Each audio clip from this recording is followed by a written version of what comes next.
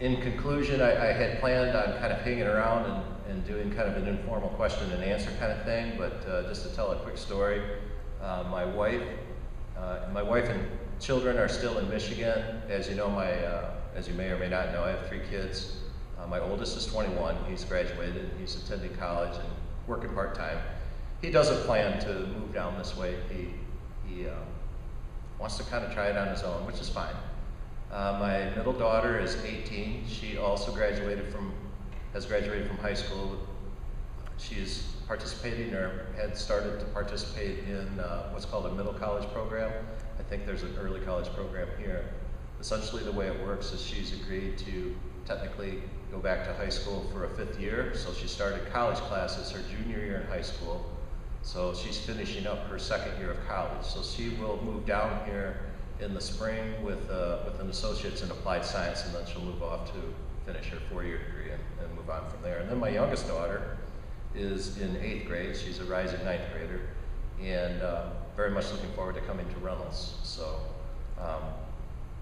the story I want to tell is I've been in the process of looking for housing, and I found a couple of places that I think would be suitable. And obviously, if you bought a house recently, you know that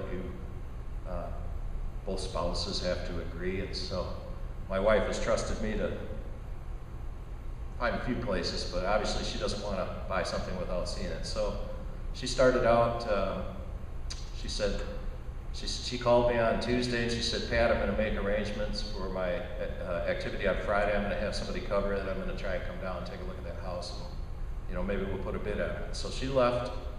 She left Thursday morning at 7 o'clock from Michigan. It's about a 12-hour drive. You can make it in 11 if you move along, but she made it all the way to the tunnel, Bluefield Tunnel, right into Virginia on I-77, and that was at 6 p.m. on Thursday. And at that point, the traffic came to a complete stop, and she talked my mother-in-law, who's 71, to come down with her, and my youngest daughter was with her. But long story short, from 6 o'clock in the evening until about 8:30, 8 o'clock on Friday morning, they spent the night on I-77 right outside the tunnel in the car. So they were just stuck. Not physically stuck, just traffic was parked. And so that kind of threw us off for a day. So after this is over, I'm just going to sneak out and catch up with them because we have some appointments with a real estate agent. So I want to maximize my time with her, obviously, and so I hope everybody understands. So I appreciate you attending this morning, and certainly feel free to email me or stop by, and then I can afford the opportunity for questions and answers at that time. So thanks, Harry, for organizing this event, and I appreciate all the other principals who were here this morning to share their wisdom. So thanks a lot, Harry. Appreciate it. I do have one question. We are filming this. A lot of people in this audience, a lot of people watching YouTube have one question. What can they do to help you make Reynolds High School better tomorrow than it is today? Well, I alluded to, that's a good question, I appreciate that. I alluded to the support that the parents in the community already have for Reynolds High School, and so what I would ask is that we continue to foster that support. And it really could be anything, the gift of time.